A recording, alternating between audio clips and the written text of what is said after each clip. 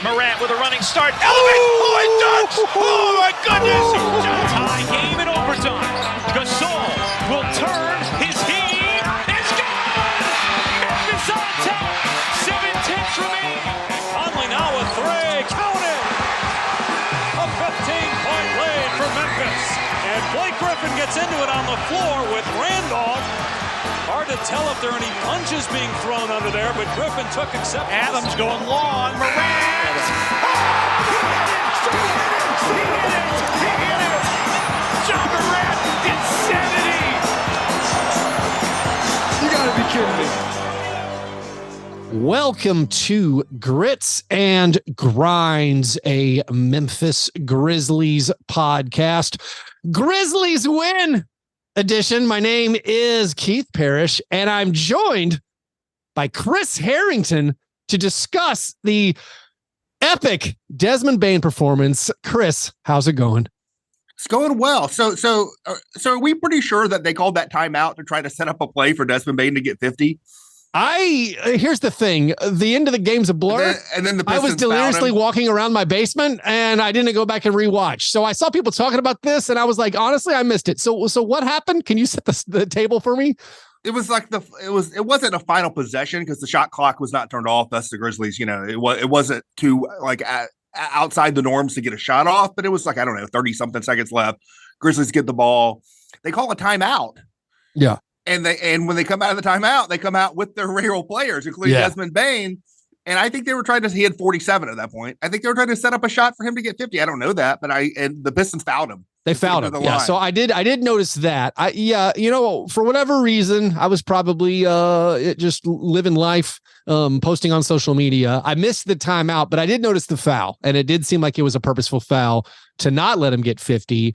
Would the Pistons have fouled if the Grizzlies hadn't called timeout? So it made me think of, I don't know if you remember this or not. This is going back, although you were following the Grizzlies back then, I'm pretty sure during the Hubie years, right? Yeah. Oh yeah. So there was a game at Sacramento where Peja wasn't going for 50. I think he was going for 40. And it was like late. The Kings were pulling away. The game was over, but Peja was trying to go get 40. And James Posey didn't foul him. James Posey tackled him. Yeah. Which I'm not like endorsing. I'm fine. Like the shot clock is not turned off. Go shoot the ball. Like I don't care. But like I just remember those two games sort of rhyme a little bit. To me, opposite sides. I don't remember that specific play. We're talking like 04, 05 like or something. But I don't even know if was that broadcast on the WB in don't know. My neck of the. I think that was on UPN. It was certainly not in Nashville. It was not Valley Sports. That's for sure. Yeah. But James Posey tackled this dude and then got tossed from the game. Well, we had that in a Grizzlies Knicks game was it Ja's rookie year? Oh, yeah. It was a Jay Crowder. Yeah. He took a 3-pointer. Marcus Morai, then in the post game, I believe had the controversial call. It said he had feminine tendencies.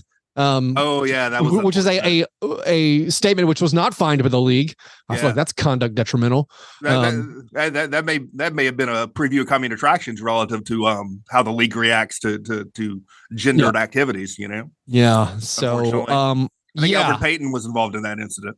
The Grizzlies were robbed of a 50-piece by Desmond Bane by the foul, but we'll have to settle for 49. So a career high 49 points for Desmond Bane. That's tied for the second highest scoring performance in Grizzlies franchise history, behind Ja Morant's 52 points against the Spurs, of course. Tied with Jaren, right? Did Mike Miller also have a 49? Or I think no. I think Ja has a 49 too. Now I guess I can look these up again. I believe is Jaren's career high 49, or am I making that up? It's 40 something. It was that game against Milwaukee. I thought it was like 43. Now I have to look up all these things. It wasn't 49. Right. I'm saying 49. Right now it wasn't 49. 49. I think Mike Miller had like a 47 or something. Now I got to look up the highest scoring games in Grizzlies franchise history. No, I think Jaren's was like a 43, something like that. Yeah, that's right. So now the Grizzlies, Chris, have won 3 of 4. Yep. It's all fixed. No, it's not all fixed. What? But it's a combination. It's a combination. It is a confluence, if you will, of better, legitimately improved Grizzlies play, and I think they've sort of settled down a little bit from what was a really bad week where it felt like they were unraveling a little bit. It's a combination of that, and then a combination of schedule stuff. It is Utah without Markkanen, and it is Dallas without Luka, and it's Detroit. Period. Yeah. But I do think they played better, and I think that the second night of the back-to-back at Phoenix, I thought was a respectable performance, all things considered. So, what elements outside of the opponent? I mean, the opponent is huge. Like you just laid out, but outside of the opponents, what elements do you think are the cause for this team playing better? I'll end the question and not add any more flavor to it. Yeah, I think it's a combination of changes in who's playing and just a general. It's sort of harder to pin down the more general stuff, but whether you want to credit like the Marcus Smart yelling at him or the player-led practice, whatever you want to credit, I do think there was a moment of collective let's take a breath and refocus ourselves. I think it was notable to me in the run-up to the Utah game, which was the start of this better stretch, that the players and the coaches, or the coach, the only coach who speaks, Taylor Jenkins, they were volunteering that they're 0-8 at home without being asked about it. And that was a first. I mean, before that, sometimes they'd gotten asked about being 0 for whatever at home, but they were starting to talk about it themselves, and they were putting pressure on themselves. And I think there was a collective sort of refocusing. Let's take a breath. Let's get back on the same page here and really double our efforts. I think that did happen. However you want to credit it, I think that did happen. But then I think there were changes in who was playing and who wasn't, right? I think the whole season has been about a roster rotation churn, players in and out. And I think the elevation of Vince Williams into regular rotation role has really been meaningful. I think his defense is very real. It has been very consistent. His defense and his rebounding and his effort stuff. I think the Jalen Noel thing has helped, definitely, giving them a little bit more pop off the bench, just a ball handler and a shooter. And then some other guys like Conchar has sort of re-emerged here a little bit. He had a great game. I think his best game of the season against Detroit. But they're starting to get a little bit more consistent effort kind of stuff. And they're not getting as much. There were so many games this season where it was just it was just a disaster, at some spot on the floor. Some of the Jake LaRavia games early in the season, some of the Zaire Williams games. That has not been the case. So there have been games where they have not gotten enough. And last night could have been one of them if Desmond Bane doesn't go crazy. The third leading scorer is Jalen Noel with 12. But I think their role player stuff has been a little bit more solid the last few games. Yeah. So if I'm dividing a pie of credit, let's say 100 percentage points of the credit for the 3-1, or at least playing better the last week, I'm giving 60% to my opponents. Right. I'm giving 37% to they changed slightly the players they played. Right. I'm gonna give 3% to Marcus Smart yelling in a players only practice. I don't know if those things are the catalyst or those things are symptoms of or emblems of something that was going to happen without those specific things. Right. I do think there was a little bit of to use an old Southern kind of phrase. I think there was a little bit of a come to Jesus, whether you want to say that manifest in Marcus Smart yelling or manifest in this practice or whatever. Yeah. I think it could have manifested without those particular things, but I think there was a little bit of that going on.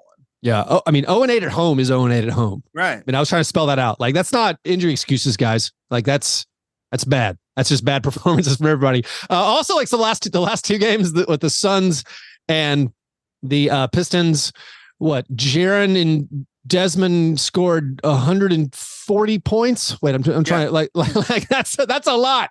And they didn't get. I think if there's a disappointment in the stretch, I think they haven't been able to find that true third scorer those couple of games. And Jalen Noel's given a little bit of pop. I think Santi Aldama, I'm a little disappointed he didn't jump up and get him 18-20 in one of these games. I feel like he's looked. I can't put my finger on it. I feel like he's looked totally discombobulated the last few games, and I don't know if it's just I've never practiced with Jalen Noel before, or I'm playing a slightly different role. There was a stretch in the second quarter against the Pistons where it's what are we doing? And we go several minutes without scoring, and it's they can't match up in transition. They can't find their guys. Bojan Bogdanovic is destroying them. Going back to the stats, just so we get all this clear for all our listeners. Highest scoring games in franchise history. course, Ja Morant 52. Also, Ja has a 49 and a 46. Ja's 52 was against the Spurs at home. Right. That's the clip that runs at the beginning of all fast break. Grits and Grind shows. Yeah. I don't remember, which was like not only 52, but it was a highlight reel. 52 off the charts highlight reel game. Yeah. I don't remember which game was the 49. It was early season against the Rockets. Okay. And if you remember the 2022-2023 NBA season as a whole, league wide, all stats against the Rockets last year don't count. Okay. Because they gave up so many career highs to guys last year. There was like, whoa, Damian Lillard had 68 or whatever it was. And it was always the Rockets. And then it was Mike Miller.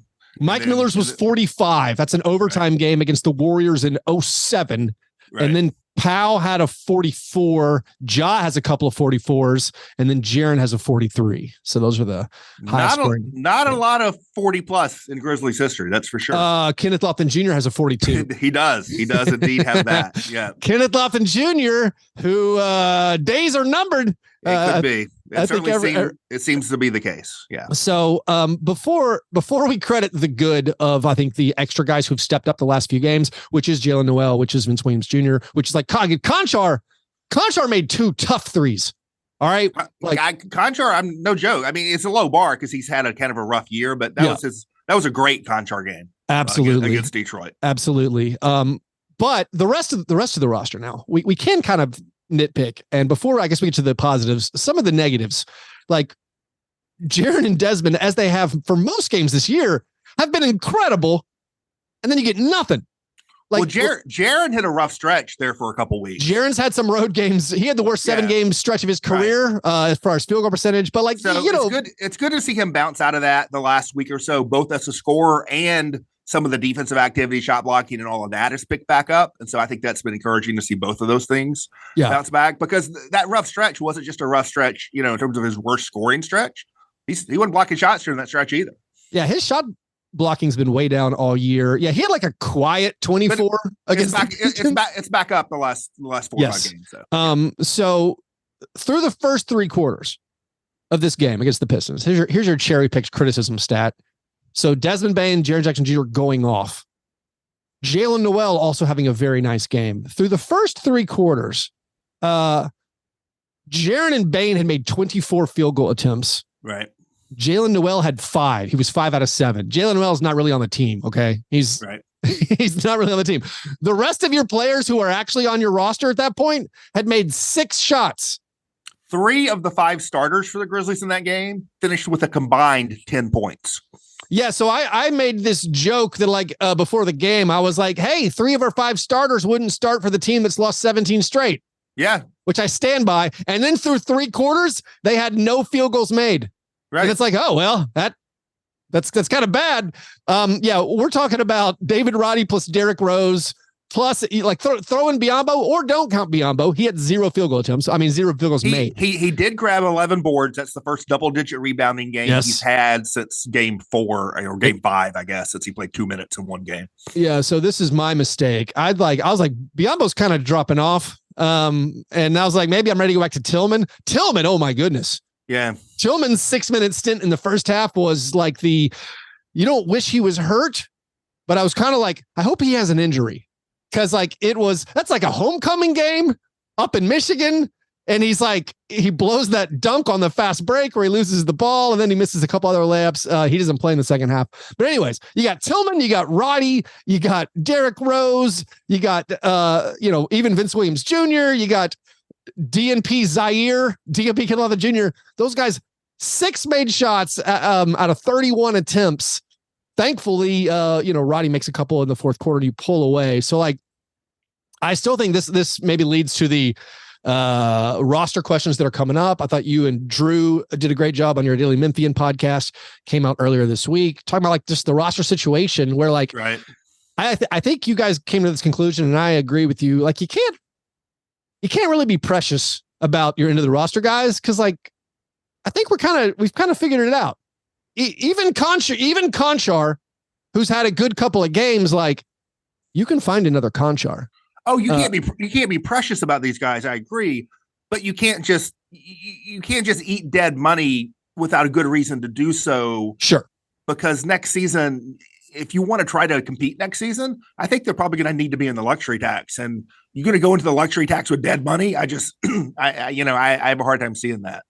Yeah, I agree with you there. So I'm not like, as I've spelled out on this show, like you're not cutting, probably not cutting Laravia. You're probably not cutting Conchar. Obviously not cutting Conchar because of all that money owed to him. You're 100% not cutting Conchar. There's zero chance that happens. Yeah, I agree. But the idea being like, all right, the easy road is we're going to cut Kenneth Offen Jr. to keep Bismack Biyombo. You don't need to keep Jalen Noel. Sorry. Because it would be nice. He's a good addition to the team and he'd keep being a good addition to the team. But I just think the logic does not pencil out in the end to keep him right now. Yeah. And I don't even want to give up. This is just how I am as a basketball fan. I'm the furthest thing from a scout. I'm not even particularly good at evaluating young players. And it's like, I don't necessarily want to give up on Jake LaRavia and Zaire. I'd like to keep them around just to see what happens. They're super young. They saw something in them that caused them to draft them. We've seen flashes from Zaire, at least. I haven't seen flashes from Jake at any level. I'm talking. I think they preseason or summer league.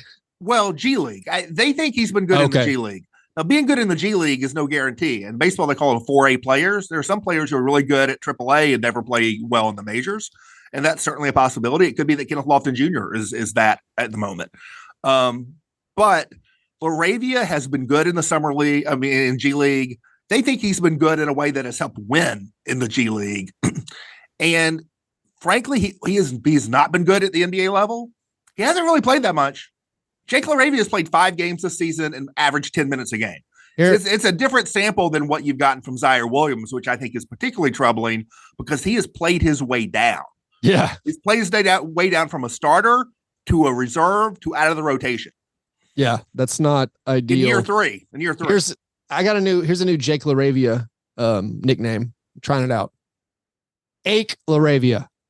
It's got all these aches. I don't know. I'm still. Oh, I thought you were taking away the J. I thought you were. No, there's no. Oh, that works. It works a couple of ways. No J. No, ACHE. He's achy. He always something. He has the weirdest string of odd injuries. And I get questions all the time about people the Grizzlies need to fire their medical staff because of all the injuries they have. I don't know if this dude is is a scratch cornea and there's all kinds of weird stuff with him. I don't know if this is right, but here's what I need on injury reports. I need at least some, how the last 2-minute report has a video clip attached to each play? Right. I need video clips attached to these injuries. I don't know where the bone bruise came from for Luke Kennard. Taylor Jenkins on November. All right, let's say roughly November 16, 17, around there. Taylor Jenkins told you media in Memphis, nothing too serious about Marcus Smart, just an ankle sprain. He didn't tell we media. He told me directly. Okay. So he told Chris Herrington. I saw a report by all kinds of people. It was a scrum, but it was my question. He was okay. So in the scrum, you ask him hey buddy, what's the deal with all the injuries? Your phrasing might have been different. And I asked him specifically about Marcus Smart. Yeah. He said the Marcus Smart sprain, he says ankle sprain, not too serious. And then Luke Kennard, day to day. I think that's right. He said day to, no, I looked this up. I don't remember the Kennard part, but he said Luke, because I thought the way I interpreted was because they had a back-to-back that weekend. And I thought Taylor Jenkins said, we hope he's going to play in one of the games of the back-to-back. Yeah. This was November 15 or 16, 17, around there. Both of those guys are going to go a full month without playing. Well, the designations changed on both of them. Yeah. And with the Smart thing, people get some conspiratorial about all this kind of stuff. With the Smart thing, to me, it changing from ankle sprain to foot sprain, whatever. There's a small distinction there between the ankle and the foot are kind of around the same area. So the more that they looked at it, whatever.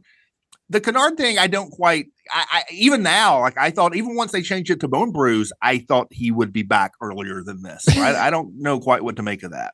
My conspiratorial nature is I got to be careful what I joke around about. Purely as a joke and a conjecture, it's I'm not sure I buy these injuries. I think they want a longer look at Jalen Noel, so they're getting the doctor's note. Oh, yeah, he's out. To LaRavia can't play. out for 2 to 3 weeks. Well, I also feel like, well, here's the thing though. Yeah. Laravia does not figure anymore into the exemption. That's why they only have 1 and not 2. That's why Shaq Harrison is gone. Oh, okay. Because Jake Laravia does not apply anymore. So if to strike down your conspiracy, yeah, they could activate if either Marcus Smart or Luke Kennard was able to play, they could activate them and still keep Jalen Noel if they like were conspiratorial about Jake Laravia and kept Jake Laravia on the list. I feel like it's also that like it's Jake Laravia is no longer part of the hardship. There's like some just basic messaging where like if Taylor Jenkins hadn't seemed upbeat, I wouldn't have been disappointed. If he hadn't said not that serious. Well, the not that serious thing raises the sort of, that's a characterization, and like, right. Does that mean something different to him than it does to us? It reminds me of the doctor from Arrested Development, where it's like I don't know if you remember. It's like he's like, oh, we lost him. And they all feel like he died. He's like, oh, no, he jumped out the window. He ran away. Like, why would you say that? Yeah. Because to me, I think what it was when it came out, was it like 3 to 5 weeks on Marcus Smart? Is that what it was? Yeah. So to me, I personally would characterize that as moderately serious, 3 to 5 weeks. That's sort of mid serious to me. But maybe Taylor Jenkins, it's like, hey, he's not out for the year. You know, he doesn't have a Steven Adams, Brandon Clark injury. Not too bad. You know, he wasn't filming himself on Instagram doing something improper. I am interested. The Jalen Noel thing, though, when you bring up your conspiracy about that, my quasi conspiracy about that is that I wonder if Taylor Jenkins really wants to keep Jalen Noel, because he's been throwing him in the starting lineup. He's first off the bench. He's been closing games with him. Jalen Noel's been good. He has been good, but I think the idea of keeping him, which I think a lot of the fan base wants, and I wonder if the coaching staff wants, I only wonder that based on context clues of how he's being used. I think the logic of it puts the front office in a tough spot. And I've written about that. I've talked about that. So Jalen Noel obviously was hugely instrumental in the win over the Mavericks, where he scored 19 points. He, in the Pistons game, was awesome. I believe he was, let me double check this. Yeah, he was 6 for 6 on 2-pointers. Yeah. He made all of his 2-pointers. He is now 17 for 28 on 2-pointers. Any bad shooting numbers you see, it's all 3-pointers. He hasn't made threes. You take that away, he's been amazing. And these are not layups. These are most of them little mid-range jumpers. I think he had a floater against the Pistons. So like, he has really been like the spark plug that the team obviously needs. Like, and again, going up and down, like we can compliment Conchar and we can have our whole Vince Williams Jr. section after the break, but like they need points. Yeah. And he's been the only guy, it seems like spark plug, like Derrick Rose, like, oh my goodness, rough return game to the Pistons. Like he's still done some positive things. He's usually, I think he's had some good offensive games. Yeah, he has. No, 100%. He's been very important. He's still, I think, should be starting. He's one of the only Grizzlies players who can go by his man. But like he had 5 turnovers, and you know, I think when he was out the second out of the back-to-back, we were like, all right, they're resting him. Yeah, maybe he's actually hurt. Like maybe he actually did sprain his ankle, because like he was pretty rough in this game, outside of maybe like one tough finish. So I mean, we've acknowledged that, you know, if you're waiving Lofton to keep Biyombo, then waiving someone else to keep Noel means dead money on the books next year, and that's sort of the main sort of roadblock to keeping him. But a couple other things there are, what is his role if and when you actually do get healthy? When suddenly John Morant, Luke Kennard, and Marcus Smart are all available, then I mean, he's still playing. Is he your 9th man, your 10th man? And so the role is going to reduce once you get those guys back, and the need for him will reduce at least some. But then the other thing, and I wrote about this in my column this week, there's the Vince Williams thing hanging out there. And if you decide this season you want to move him onto the 15-man roster, I think if you take measures to move Jalen Noel onto the roster now, you're making it more difficult later to move Vince Williams onto the 15-man.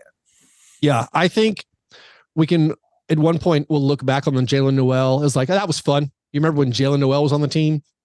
Remember, I don't think, like, you know, Bobby Jones or whoever had a triple double on a 10-day. But I do think when Christopher Johnson was going to get signed for the year then. Oh man, he made so many threes that one game, right? He made like no, I think it's good for the fan base to watch Jalen Noel play, because I feel like this is something I've been harping on for a little bit, where I'm like, we don't have NBA dudes. Like we have, like, I'm a little low on Roddy, whatever, he's been fine. But like you look at our guys and you look at like I don't remember, it is like our 8 through 17, where I'm like, yeah, they all have nice moments. That's why they're here. Like everyone in the NBA, the 450 players on NBA rosters, they have talent. They can have nights where they do stuff, but our guys right now, totally replaceable. Every night you go up against a bench that has, I think, more talent than us. And that should let you know they're like, hey, we can get rid of we can trade these guys. Like, it's not, you don't have to worry about like what happens. Like we can't lose this guy. And it's like, no, we can lose basically 2/3 of our whole roster. And it's not going to hurt our, or change our ceiling at all. So this brings up 2 points, one of which I wrote about in my column this week, and one of which I was going to, I ended up not writing about it because it was long enough already, but I guess I can do it here. And so the one I did write about is that I think Jalen Noel's presence has highlighted a deficiency on the roster. I think it highlights it more than it solves it, but it highlights it. And that is the lack of on-ball creation among the role players, right? The Grizzlies loaded up on off-ball 3-and-D-ish compliment to your stars guys, threw a bunch of darts in the same direction, which would be a problem even if all those darts hit, but a lot of those darts have not hit, to your point. But the other thing it highlights, and to me, you can tie this into the Bismack Biyombo thing, is that, and this may be less true when there's expansion in a few years, but right now, there were dudes just sitting on the couch who could help. And, Bismack Biyombo, who's been a rotation player for good teams, Jalen Noel, who's been, he played the last 3 years for Minnesota and played well. For whatever reason, they the musical chairs left them without a seat this summer, and they were there to be had. And the Grizzlies have so loaded up their roster the last 2 years with developmental guys, it's left them without the space to do some free agent speculation among established NBA players. And I think it's a tricky thing because it is good when you hit on developmental guys like an Aldama, like what Vince Williams looks like. That is important in terms of bringing up talent, alongside your key players. But once you've reached the stage where you've gone from rebuilding to what you hope is built competitive team, maybe you need to sign some veterans for the end of your roster, right? And they did that with Derrick Rose, I know, but that was not to be the best use of that from a strictly basketball standpoint. And you can be wrong, but like there's guys you can sign, not even for the full mid-level. There's guys you can sign for the veterans minimum and the biannual exception and stuff like this who can really play for you. And I think if you're going to be a contending playoff team, you got to use part of your roster to bring in guys like Jalen Noel and Bismack Biyombo and not all Kennedy Chandler and Kenneth Lofton and those kind of guys. Well, I think the Suns game was just a great example of that. Go get you a Josh Okogie. It's that kind Josh of thing, Okogie right? destroyed us. They re-signed him for the minimum after signing him the previous year for the minimum. And like their entire bench was guys making the minimum. And then it was like Nasir Little and Grayson Allen who were matching salary for a salary dump. They weren't like guys they sought out. They were just like, we got to match the 8 money. I mean, I don't want to do too early parade. Like I got grief for being like, I think I would chase Josh Richardson. Look at Josh Richardson's stats on the Heat. He's doing great. You can be wrong about those guys, but like, I mean, what did the Bucks sign Malik Beasley for like minimum or nothing? And he hit like 6 threes the other night, right? Yeah. So I think when you reach the point where you're trying to be a team that makes the playoffs and advances in the playoffs, and I think the Grizzlies, whether that happens this season or not, this is the round. This is the part of the arc where they're at now. And that's what they're trying to do. You can't have half your roster be developmental guys. You can have some developmental guys, but you need a better balance. And it's okay to go out in free agency and sign a dude who's been in the league for 5 years, can help you on the bench. And also, like when we talk about Aldama and Tillman as being draft hits, which they are, we basically mean for their draft position, they became useful NBA guys for like your bench, not like, oh yeah, we can win playoff series with these guys. Like, no, those are your depth pieces. Like you need actual.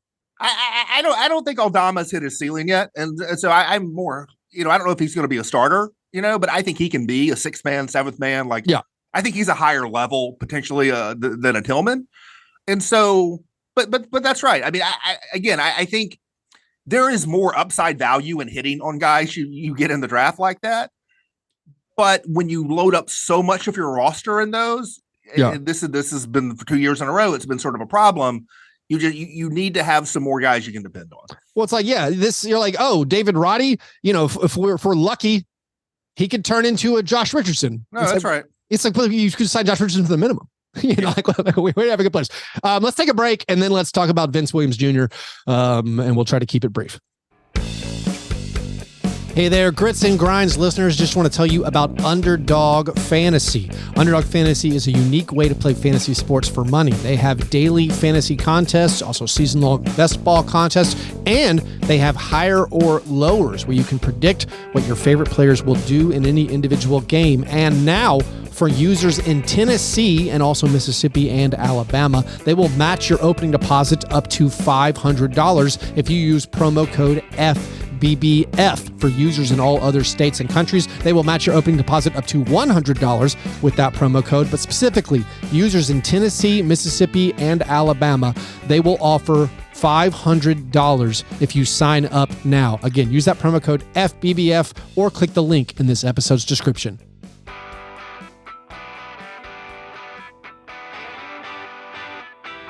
All right, before I get into my Vince Williams Jr. love, a few more stats about the Grizzlies game. The Grizzlies have 10 second chance points total in the last two games. Hopefully that's not a problem. If you make your first shot, I guess you don't need them. Right. Desmond Bane. The Grizzlies, is this a thing, Chris? The Grizzlies' last four games have 50 or more points in the paint. And that's the first time they've had more than 50 in consecutive games all season. So now they've gone 4 straight with 50 points in the paint. I don't know if that's a thing or not, but Ja Morant's going to be back, and then it's going to be a thing. You know, I mean, whether that's been fixed or not, it's going to get fixed at least to some degree. I don't think they're going to be the machine they've been the past few years without Steven Adams. But I think this came up with something the other day. People, so I got asked, how much is Ja Morant really going to fix? I'm like, well, the Grizzlies are. This was true at the time the question came up. The numbers have changed since. I said, well, the Grizzlies are 29th in offense, and they're 23rd in fast break points, and they're 22nd in points in the paint. So I think like Ja Morant's going to help a lot for what the Grizzlies need right now. Yeah. Also this might be correlation. I don't know if it's causation correlation. When the Grizzlies shoot fewer 3-pointers, they have a much better record. I think they're 4-4 when attempting fewer than 35 threes. So 2-10 when attempting more. That ties into, hey, you're scoring in the paint. You don't have to shoot as many threes. Right. So, well, they haven't been a good 3-point shooting team. They're a terrible 3-point shooting team, Chris. Well, and a lot of that, part of that is they've had very few, good Luke Kennard. They've either had no Luke Kennard or the bad Luke Kennard the first 3 games of the season. And so like your best 3-point shooter, you basically haven't had anyway. And so maybe look for offense. Also, tying into the, I don't care if we keep most of our roster. When you talk about you said the Derrick Rose thing, like when everybody's healthy, what's Derrick Rose's role going to be? When everybody's healthy, what's Luke Kennard's role going to be? Like fourth guard on an expiring salary. I know he's a good shooter, but I got a mailbag question, which I'm gonna write today, and I'm not sure how I'm gonna answer this, but I don't think it's an outrageous question. One of my mailbag questions was, is Luke Kennard better than Jalen Noel? That's not a preposterous question. Like, I know Luke Kennard shot 54%. He's a better 3-point shooter than Jalen Noel, but Jalen Noel is better in all kinds of other areas. And how does that balance out? I think that's a reasonable question. I think we get so carried away with 3-point shooting. Oh, I agree. It's intoxicating. And Luke Kennard's a good player, but it's also that's a trade chip for me. Well, and this find a better fit who plays the small forward or a big, Well, I agree with this point, and this can circle back to what you sort of wanted to lead into, which is Vince Williams. Yeah, and this is the case I made, and I know we are both broken records on this. You a little bit more than me on one of the players, and maybe me more on the other. But I made this case repeatedly. This is why I value DeAnthony Melton so much. It's why I valued Kyle Anderson so much, and it's why I value Vince Williams. Is that I value the defense and the rebounding and the activity. I just value those things, period. But I also value the reliability and the repeatability of those things. And that stuff, players who do that at that level, and I think he does, that is more reliable game in, game out than 3-point shooting, even by good 3-point shooters. Yes. Yeah, that's always been, that's been the thing I've always said. Like when Vince Williams Jr., who's been amazing for the Grizzlies this season, when Vince Williams Jr. makes a 3, that's icing on the cake. Right. You've already won the minutes if he misses the 3. It really is Mountain all over again. As far that's the same thing. Yeah. Like, oh, I mean, all right. So Melton is a 40% 3-point shooter on high volume now. So whoops. Right. But Yeah. like the Vince Williams Jr. thing is like, when the threes go in, you're going to crush your opponent. When they don't go in, you're still going to win the minutes. And it's been like, I am now too far down the, I've become fanatical. I knew I was going to, like, when I heard about the guy, I'm like, that's how I like a guy to play. And then it's like, every time he's on the court, it's just like, that guy defends, and we're talking about defends the best players. He's guarding Devin Booker. Like, he's guarding Kyrie. And like, I'm not saying he's shutting him down, but like, it's just useful to have a guy who you can functionally put on him. But then he's getting all the rebounds. That's the key. Yeah. He's getting all the rebounds. He also, I don't know, can we track this? I feel like his passes move faster. Keep an eye on this. I feel like he passes the ball quicker than other guys on the team. Am I now losing my mind? I don't know about that, but Okay, what I do know, and I may have said this on the pod with True. I don't know. I definitely wrote it in my column, but you love stats, so I'll throw it out to you too. I don't know whether this is true today. It was true yesterday before the game. So Vince Williams was, small samples, I realize, but these are like real streaks, even if the numbers change. Vince Williams, third on the Grizzlies in block rate, behind big man Jaren Jackson, big Bismack Biyombo. Then you got 6'4" Vince Williams. Vince Williams, third on the team in deflection rate, behind pesky little guard Jacob Gilyard and pesky little guard Marcus Smart, wing Vince Williams. The big man stat, defensive activity stat, the little guy defensive activity stat, he was third in both. He was first on the whole team in defensive rebound rate. Yeah. That is major impact stuff, whether you score or not. Those stats hold up. This is why I'm like become more fanatical. Those stats hold up based on what he did in preseason. It was just 2 games. Based on what he did in summer league, it was just 4 games. And based on what he did in the G League last year, which was 8 games. So again, it's still small sample sizes, but I believe in those numbers. He actually played 15 in the G League if you break it up between the showcase and the regular season. Oh, I've just been looking at the regular season stats on Real GM. Because I was looking at all that in terms of his 3-point shooting, which if you sort of cobble everything together, the numbers are not good. But it's such a small sample, we'll see. Yeah. So he was a plus 17 in the game against the Pistons. Now on the season, he's plus 49, which is like just raw stats. He's played on a bad team, which is the Grizzlies, and he's been in the rotation for 9 games. In 7 of them, he's been a positive plus minus. His net rating when he's on the court just for the season is plus 19 points per 100 possessions. Like it's going to come down because that's absurd. That's going to come down. But I think it's true that you can sort of link the chain here. What he does as a defender, rebounder, activity, hustle guy is real unrepeatable. B, that kind of stuff is sort of tipping point stuff for the Grizzlies. Your basis is your Desmond Bane, your Jaren Jackson, your John Morant when he comes back.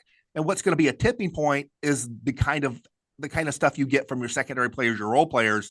And that kind of repeatable defensive activity and impact stuff is going to be a tipping point for the Grizzlies. And he's going to have great plus minus kind of stuff because that's what's going to put lineups over the top. That's not going to be the foundation for why your lineups are good, but that's what's going to put your lineups over the top. And this is the thing where like, I honestly was like, I was upset in the fourth quarter when they took him out. Cause it was like, this game was tied at the start of the fourth quarter, or there was a 2-point game. I can't remember. But like the Grizzlies then went on a 10-2 run. Like Vince Williams Jr. draws an offensive foul, knocks down a 3, icing on the cake. And then they hold the Pistons to 2 points over the first 5 or 6 minutes of the fourth quarter. And all of a sudden you build this lead. And then he played 12 straight minutes. I get it. But I was like, no, we're putting Roddy back in. Like we're putting Aldama, I was like, no, what are we doing? Like we held on because like Desmond Bane went Super Saiyan. But like, I firmly believe like, this is a guy, if Tibbs coached this team, I feel like this is a guy back in like the 2000s that they'd be like, oh, this guy just plays 40 minutes a game. He takes 3 shots. Like, you start him. He just lets everybody else shoot. Well, he's going to be the hustle guy. And like, I want that now. I'm ready to start him over Roddy. Like I need 30 minutes of just this connective tissue defense and rebounding. Yeah. To circle back to some of the questions about, the roster stuff. In theory, they can just keep him all season on the 2-way. Yeah. There's problems and limitations with that potentially. I think, but because they have him on the 2-way, there's no like deadline on that. There's no pressure to do anything with him anytime soon. You can let it play out. You have the ball, keep running with it, keep earning this. You seize your moment. Will you keep doing this? But if he keeps doing this, I think once you get to the trade deadline, past the trade deadline, I think if he keeps doing this, you're going to want to maybe, elevate him onto the main roster and not wait until the summer to do it. Yeah, I mean, and the one thing that I might have been mistaken about that I heard on your podcast was like, I'm pretty sure I'm right. I'm not 100% okay. This is it's not 50 games played; it's 50 games on the active roster. Right. And so, trying to find out how many games that Vince Williams, he's limited to that amount, being on a 2-way contract. According to Basketball Reference, when I've judged this against other game logs, it does note active or inactive. Gotcha. Based on Basketball Reference game logs, he has been active every game, even though he hasn't played every game.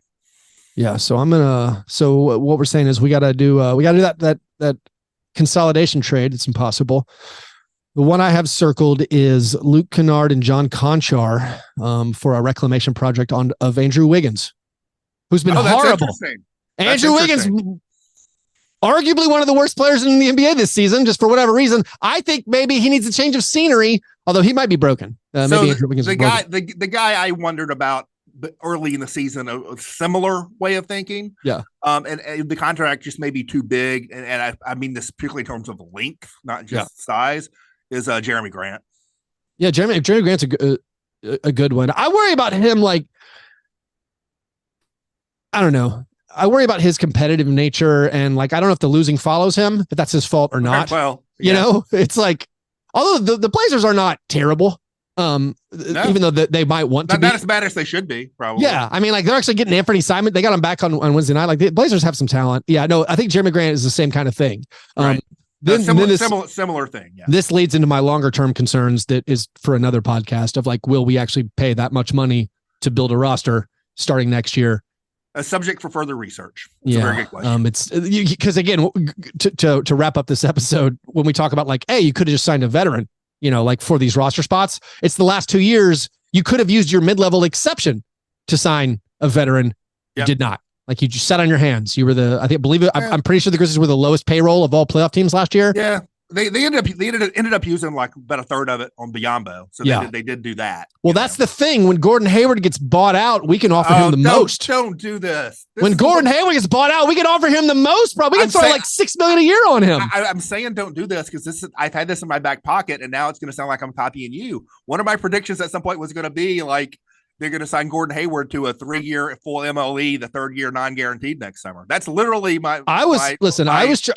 that's my MLE prediction for next summer. I feel like I pitched a Gordon Hayward trade like last year, where it's like just he's an expiring guy. If he's healthy, he helps you. If not, oh well, it's worth the risk to me.